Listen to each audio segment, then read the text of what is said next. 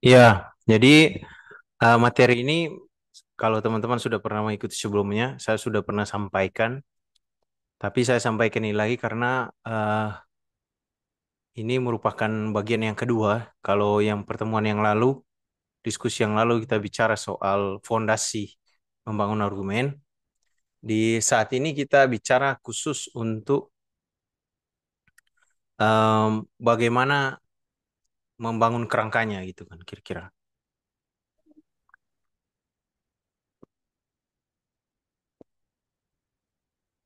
Jadi mulai bergerak ke arah struktur. Jadi kalau yang lalu kita bicara fondasinya, bagaimana membuat thesis statement. Sekarang kita bergerak ke yang kedua, em, bagaimana membuat struktur tulisan sehingga tulisan itu betul-betul mengarahkan pembaca untuk mengerti apa sebenarnya argumen yang mau kita bangun gitu. Nah, jadi webinar ini bertujuan untuk memberi semacam blueprint yang sifatnya dasar bagi teman-teman untuk menyusun argumen yang logis dan mudah dipahami dalam tulisan akademik. Jadi tak jarang kan kita ketika menulis, em, mungkin sementara kita menulis atau kita sudah mendekati proses akhir menulis atau bahkan ketika kita akan memulai proses menulis, kita sering bingung gitu. Ada proses di mana kadang kita tersesat gitu kan. Jangankan membaca kita sendiri menulis merasa bingung gitu. Padahal saya udah menulis-menulis atau saya baru mau mulai menulis, saya mau mulai dari mana atau saya mau mengakhiri tulisan, aduh jadinya ini mau diarahkan kemana tulisan ini gitu kan. Um, Itu semua dialami kita sebagai penulis, tapi juga kalau kita sudah begitu dan kita menyelesaikan tulisan tanpa menyelesaikan persoalan ini, persoalan ketersesatan ini, maka kemungkinan besar pembaca juga akan merasa tersesat gitu. Jadi alasan pertama kemungkinan orang itu merasa tersesat ketika menulis itu karena harus diakui bahwa mungkin alur pikirannya sendiri berantakan. Jadi ada semacam situasi di mana mungkin dia menulis melompat-lompat gitu kan. Dan ini gejala, kalau saya sih melihat gejala orang-orang pintar begitu, karena idenya sudah terlalu banyak berkecamuk dalam pikiran, dia mau mengeluarkan semuanya, sehingga alih-alih dia memberi kejelasan, malah dia membuat tulisan itu menjadi berantakan gitu. Karena seperti melompat-lompat. Pembaca juga kalau persoalan ini tidak diselesaikan, maka pembaca akan merasa, ih, ini sebenarnya kita mau ikut alur pemikiran penulis ini bagaimana gitu. Nah, di sini dia eh, membuat pembaca seperti kehilangan benang merah. Jadi benang merahnya putus dan membuat pembaca bingung sehingga pada akhirnya pembaca juga menyerah gitu. Sebenarnya pemikiran utama atau pesan utama yang mau disampaikan penulis itu apa. Lalu ini saya sempat terjebak juga di sini bahwa kadang kita berpikir menulis ya menulis saja gitu. Apa yang mau saya kutip atau mau saya parafrase ya udah saya taruh aja gitu di paragraf itu. Atau apa yang mau saya bilang ya saya bilang aja. Ternyata setiap paragraf itu perlu apa yang disebut sebagai kalimat topik, topik sentence, sebenarnya terima langsung dari topik sentence dalam bahasa Inggris. Atau dalam bahasa Indonesia kita mengenalnya sebagai kalimat utama. Masalah ini terjadi ketika paragraf yang kita buat itu hanya seperti kumpulan fakta, kumpulan kutipan atau kumpulan data yang dikumpulkan tanpa ada poin argumen apa sebenarnya yang mau disampaikan oleh paragraf itu. Jadi paragraf menjadi seperti daftar informasi atau kumpulan informasi dibanding unit argumen yang terstruktur. Dampaknya tulisan terasa seperti daftar belanja gitu kan daripada analisis yang koren, sehingga dengan demikian mengurangi kekuatan argumen. Mungkin dia punya data yang penting atau poin yang penting yang mau disampaikan, tapi karena itu tadi tidak terstruktur dengan baik argumennya sehingga hilang gitu kan. Jadi kekuatan argumen itu malah makin lemah. Lalu ada semacam kondisi kurangnya kohesi. Jadi kalimat dan paragraf itu kadang tidak tidak nyambung gitu. Em, Kohesi di sini merujuk pada bagaimana bagian-bagian dalam tulisan, khususnya kata, kalimat, paragraf, itu harusnya saling terhubung dan membentuk semacam suatu kesatuan yang logis dan bermakna. Kurangnya kohesi berarti ada semacam celah, jadi ada semacam gap gitu dari satu kata ke kata yang lain atau dari kalimat ke kalimat yang lain dalam satu paragraf gitu. Sehingga membuat tulisan seperti terputus-putus dan tidak mengalir. Ini bisa disebabkan oleh kurangnya penggunaan kata penghubung, pengulangan kata kunci yang tidak tepat, atau ide-ide yang dikumpulkan kemudian tidak terhubung secara logis. Pembaca, kalau masalah ini tidak diselesaikan, pembaca kemudian akan merasa sulit untuk melihat hubungan antara satu ide dengan ide yang lain, sehingga eh, kejelasan argumen itu tidak terbentuk. Yang kedua, mungkin terjadi argumen yang diulang terus-menerus itu, semacam repetitif. Eh,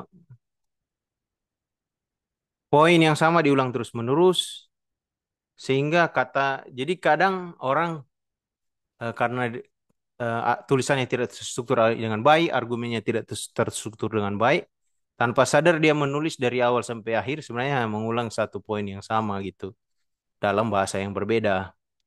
Ini bisa terjadi karena kurangnya pengembangan ide, ketidakmampuan untuk beralih dari satu poin ke poin yang lain, atau upaya berlebihan untuk menekankan suatu hal.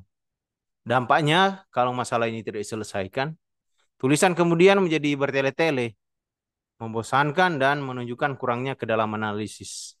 Membaca merasa waktu mereka terbuang percuma karena membaca hal yang sama berulang kali. Semua ini membuat orang-orang apa namanya para pembaca itu kemudian bingung gitu. Jadi mulai dari alur pemikiran yang berantakan, paragraf tanpa poin utama, seperti ada kurangnya kohesi, lalu argumen yang sama diulang terus-menerus dari awal sampai yang akhir tanpa dikembangkan lebih jauh. Eh, Pembaca kemudian bingung dan pesan yang mau disampaikan oleh penulis itu kemudian tidak tersampaikan. Impact yang dalam jangka waktu yang lebih jauh ialah kredibilitas kredibilitas menurun. Kredibilitas menurun itu maksudnya pembaca tidak mau lagi membaca tulisan kita gitu. Itu adalah semacam rangkuman konsekuensi negatif kalau kita menulis tanpa kejelasan mengenai argumen kita itu secara struktural. Nah, ini apa namanya? Solusi yang mau saya tawarkan ketika rekan-rekan mungkin mengalami persoalan yang saya sebutkan tadi, mungkin em, alur pemikirannya berantakan, lalu paragraf tanpa poin utama, lalu tidak ada kohesi antara kata, kalimat, dan paragraf, argumen yang repetitif gitu. Saya mau menawarkan solusi dengan cara, ayo kita buat struktur yang logis gitu. Nah, ini seperti yang saya sebutkan tadi, adalah kelanjutan dari yang lalu mengenai thesis statement. Sekarang kita eh, mau fokus ke strukturnya saja. Nah, nanti setelah struktur ini ada percakapan lain di webinar yang selanjutnya. Tapi struktur ini terutama berguna untuk menyelesaikan persoalan-persoalan tadi ini. Em, Persoalan mengenai alur berpikir, poin utama, kohesi, lalu repetitiveness gitu, pengulangan argumen yang mengulang-ulang tanpa ada apa namanya pengembangan ide. Jadi itu ini fungsi utama, solusi utama untuk menyelesaikan problem-problem yang tadi.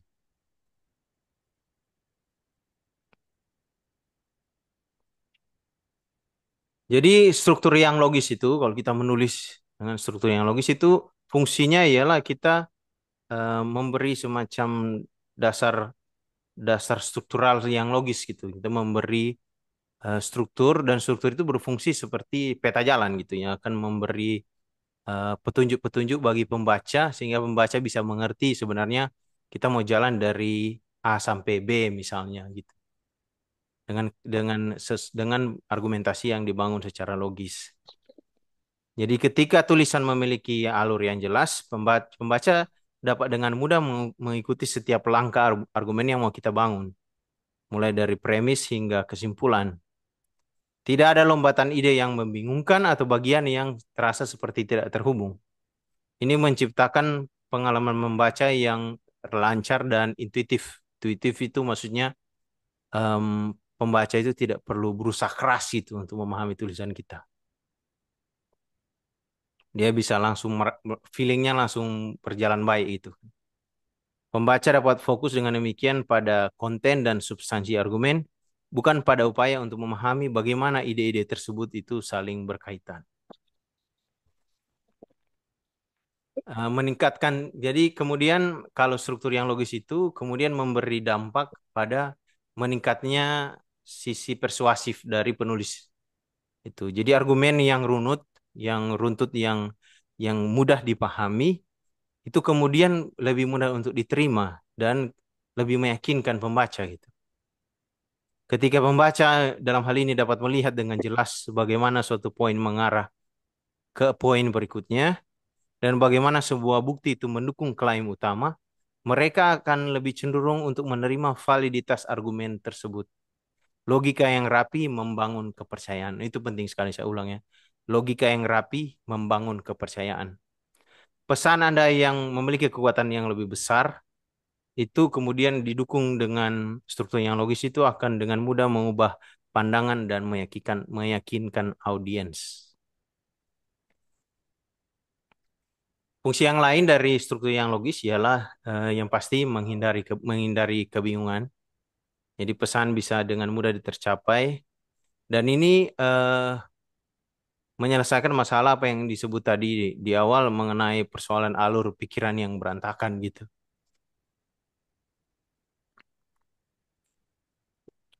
Jadi setiap ide ditempatkan pada posisi yang tepat dalam alur argumen dan transisi antar ide dibuat secara eksplisit. Pembaca mendapatkan pemahaman yang utuh dan akurat tentang apa yang sebenarnya ingin kita sampaikan tanpa perlu seperti menebak-nebak sebenarnya penulis ini mau bicara apa gitu.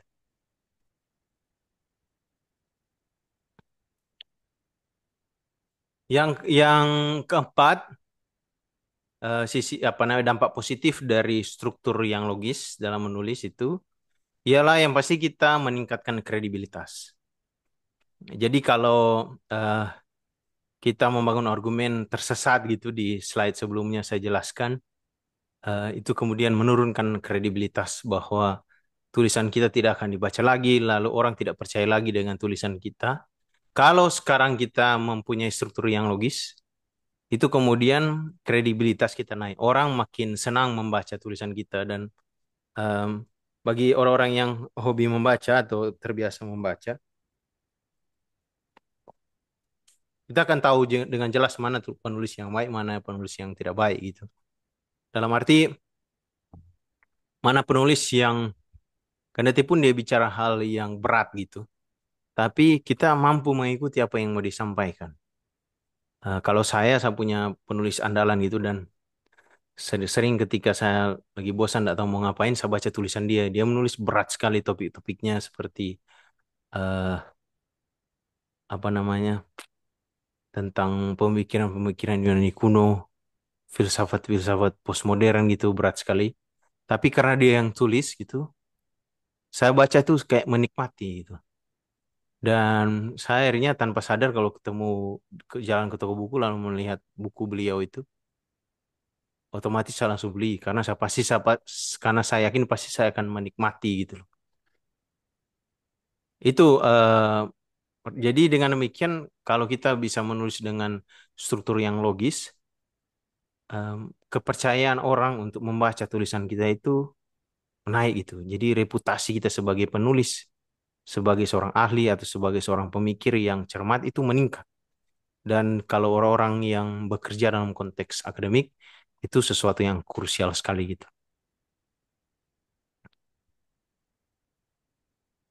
Jadi bukti dari orang eh, mampu menulis secara terorganisir dan berpikir secara sistematis, misalnya dia mampu menyusun ide-ide yang kompleks menjadi kerangka yang koheren dan memiliki pemahaman yang sistematis. Sistematis itu maksudnya teratur gitu loh. Jadi kita mau mengikuti idenya dari satu ide ke ide yang lain itu dituntun, diayomi ya itu apa namanya kata yang paling saya sukai kalau menulis. kita kita menulis, kita mengayomi pembaca, kita menuntun pembaca gitu, bergerak dari satu titik ke titik yang lain. Nah, kalau kita sudah mampu menangkap perhatian pembaca di level seperti itu, saya kira dengan demikian kita akan punya reputasi yang baik gitu. Ini dampak apa namanya yang sifatnya lebih jauh itu, jangka panjang tentu tulisan kita akan lebih membobot dan meninggalkan kesan yang mendalam bagi pembaca. Bagi para akademisi, eh, kalau kita mampu membuat tulisan dengan struktur yang logis, tulisan kita lebih mungkin untuk dikutip gitu. Dikutip, kalau saya misalnya, kalau saya menemukan penulis-penulis yang memang mampu mengayomi saya sebagai pembaca, kemungkinan besar saya akan baca berulang kali buku itu, buku beliau gitu kan misalnya. Lalu kalau dalam konteks akademik mungkin lebih sering dikutip, direferensikan, dan bahkan mungkin mempengaruhi pemikiran di bidang kita gitu. Nah, di webinar ini saya mau coba. Jadi tadi itu semacam apa ya, pengantar umum barangkali ya kalau mau dibilang mengenai masalah-masalah yang dihadapi orang yang menulis gitu dan coba membangun struktur yang atau argumen yang meyakinkan. Jika ditinjau dari perspektif em, struktural gitu, jadi struktur bagaimana, struktur argumen argumen yang dibangun itu bagaimana. Sekarang saya mau coba jelaskan kira-kira apa yang bagaimana cara kita merancang struktur yang elegan, kira-kira gitulah, yang enak dipandang dan eh, indah untuk dinikmati itu sebagai sebuah argumen, sebagai sebuah struktur argumen. Jadi apa itu kerangka argumen? Jadi kerangka argumen itu secara clear ialah struktur terorganisir dari ide-ide utama dan pendukung yang akan kita sajikan dalam tulisan kita gitu. Ini berfungsi sebagai peta jalan atau tulang punggung dalam tulisan, memberikan gambaran menyeluruh tentang bagaimana argumen kita akan berkembang mulai dari awal sampai akhir. Ini yang saya maksud dengan fungsi struktur yang logis itu mengayomi pembaca gitu. Dia menuntun kita bagaimana ide kita itu berkembang mulai dari yang paling awal sampai akhir. Jadi ini lebih dari sekedar daftar isi. Karena kalau daftar isi itu hanya memberi gambaran mengenai tulang dari eh, buku, tapi struktur argumen itu atau kerangka argumen itu dia berfungsi eh, lebih daripada itu, lebih mendalam. Dia mencakup detail dari argumen tiap bagian. Jadi tiap bagian, jadi kita punya satu argumen besar. Lalu untuk mendukung satu argumen besar itu kita menyusun kerangka argumen yang lebih kecil yang akan mensupport argumen besar itu. Fungsinya untuk penulis ialah membantu penulis untuk melihat keseluruhan struktur sebelum terjebak dalam detail penulisan kalimat per kalimat. Nah, cara membuatnya ialah em, yang pertama mulai dari tesis utama. Em, itu yang waktu lalu kita bicarakan mengenai tesis statement atau statement utama. Ini adalah klaim sentral atau pesan utama yang ingin kita buktikan atau sampaikan dalam tulisan kita. Tesis harus jelas, spesifik, dan dapat diperdebatkan. Ini adalah fondasi dari seluruh argumen kita. Ini sudah saya jelaskan di webinar yang lalu, saya tidak akan ulangi lagi secara detail.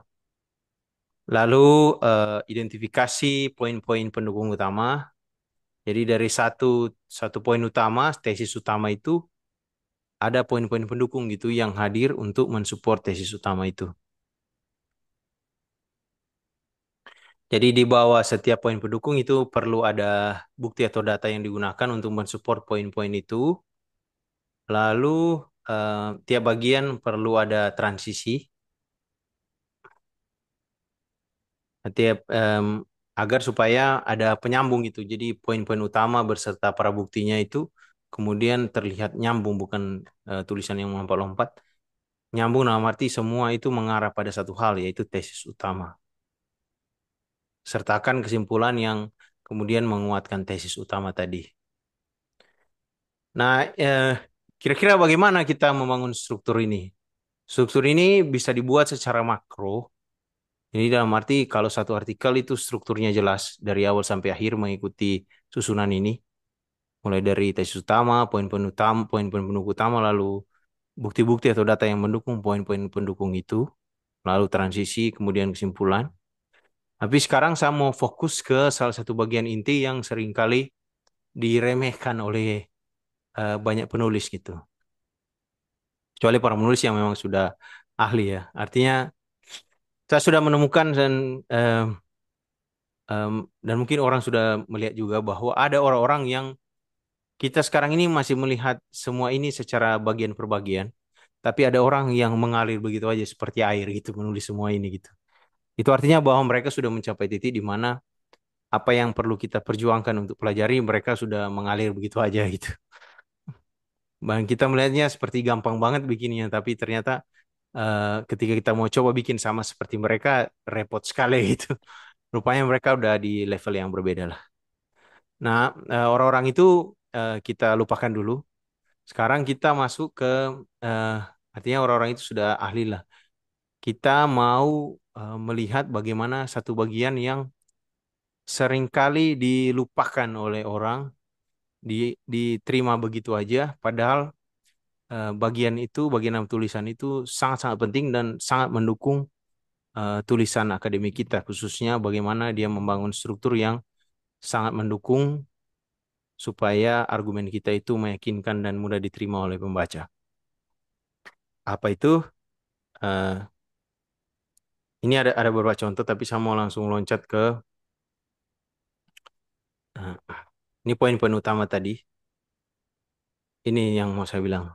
Jadi em, struktur secara besar itu penting dan baik, tapi saya kira semua struktur itu tidak akan terlalu berdampak kalau kita tidak punya paragraf yang impactful, katakanlah begitu. Jadi paragraf yang impactful itu paragraf yang seperti apa?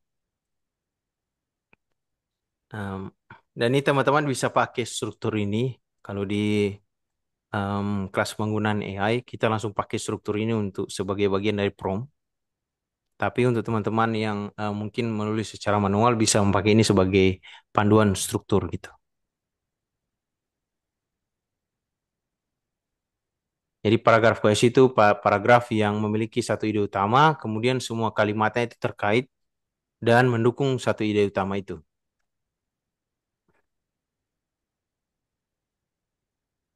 Nah, apa susunan dari paragraf yang emas itu, golden paragraph gitu kan kira-kira.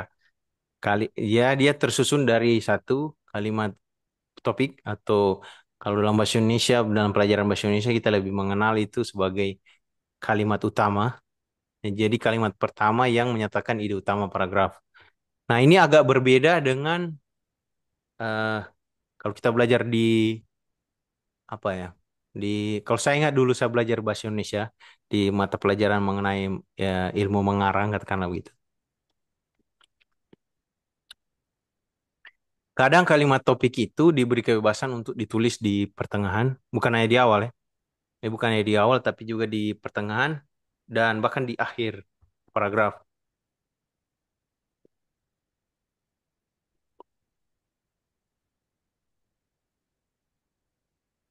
Cuma saya dalam hal ini saya merekomendasikan teman-teman untuk lebih konvensional gitu. Konvensional dalam arti mari kita letakkan kalimat topik atau kalimat utama itu di awal. Jangan terlalu berkreasi banyak-banyak gitu. Em, ini saya mungkin jadi agak tradisional setelah dibimbing oleh profesor saya. Jadi jangan terlalu banyak kreasi, buatlah dia strukturnya yang agak tradisional sedikit gitu. Jadi kalimat topik itu kita letakkan di awal. Fungsinya ialah ia memberitahu pembaca apa yang mau dibahas di paragraf itu. Jadi kita langsung kasih tahu di awal sebenarnya paragraf ini mau bicara apa gitu kan. Kalimat topik harus spesifik, namun cukup luas untuk mencakup semua hal yang mungkin akan dibahas dalam paragraf itu.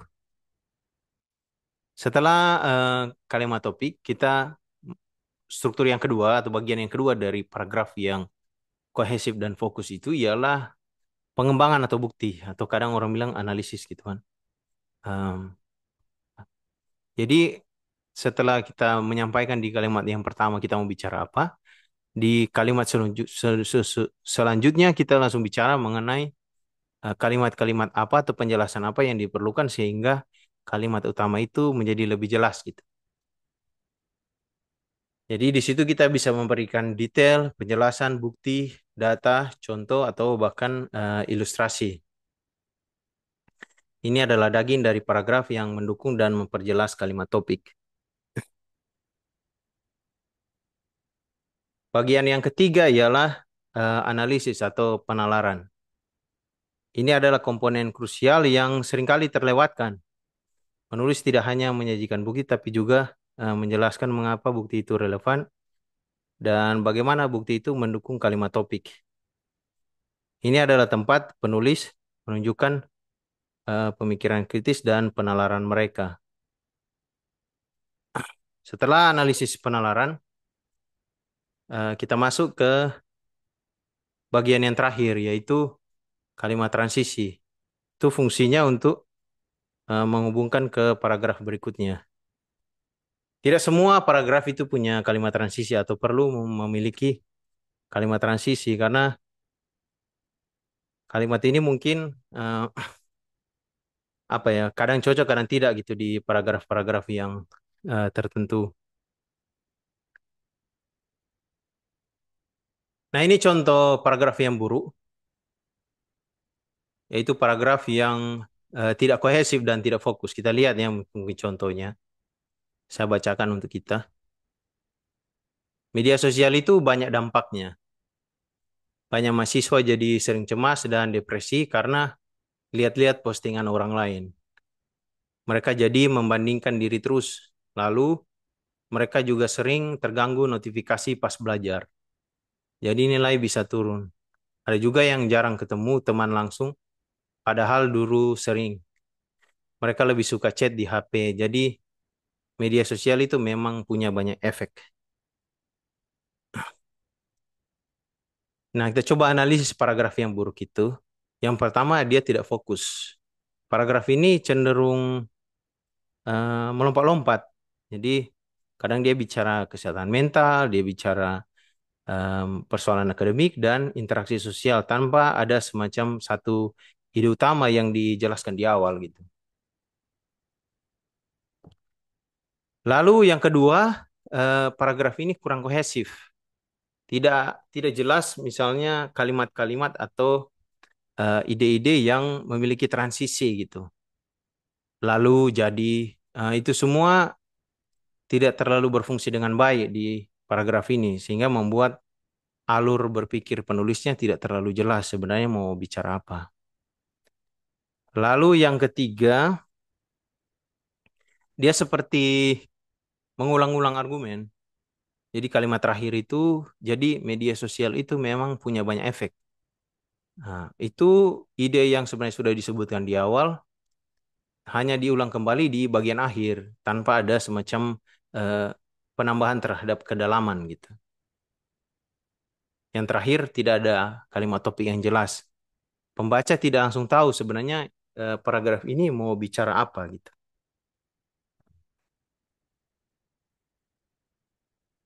Nah, sekarang kita coba ubah agar kalimat tadi itu menjadi lebih kohesif dan fokus.